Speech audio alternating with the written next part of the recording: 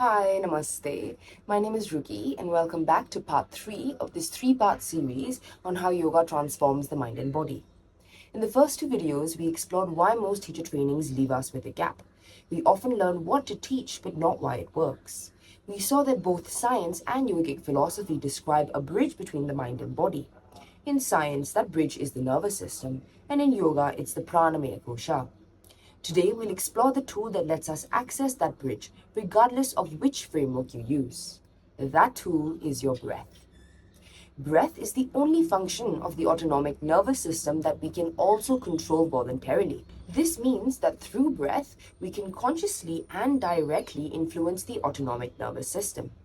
In fact, breath is one of the fastest ways to shift your internal state. Your breath and your nervous system are in constant dialogue. It's a two-way relationship. See, when you're stressed, your breath tends to be fast and shallow. Likewise, when you breathe fast and shallow, you're signaling to your body that you're in danger. On the other hand, when you're calm, your breath tends to slow down.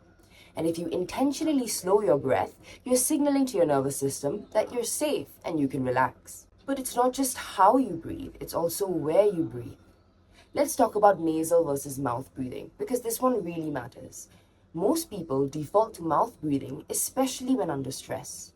But both yogic tradition and modern science agree that nasal breathing is far superior. Why?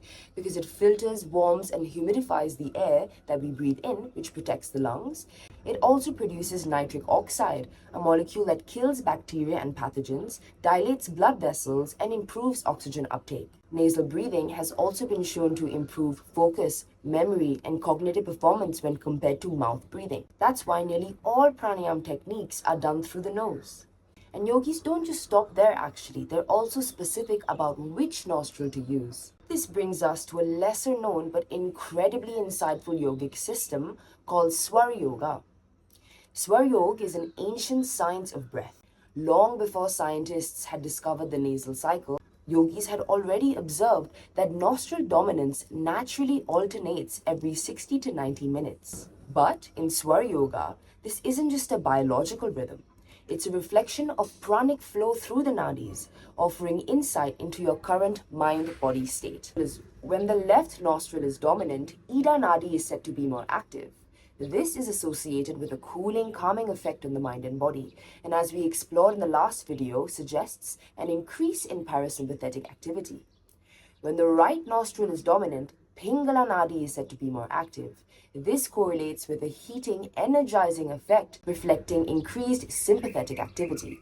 Today, scientists finally have the tools and the curiosity to explore this, and what they're finding is fascinating. Nostril dominance has been linked to brain activity changes as well as shifts in autonomic nervous system function. So how is this useful? Well, Swar Yoga teaches us that once you're aware of the flow of breath, you can influence it. Change your breath and you change your inner state. So if you want to calm yourself down, try left nostril breathing or Chandra Vedana to activate your Ida Nadi.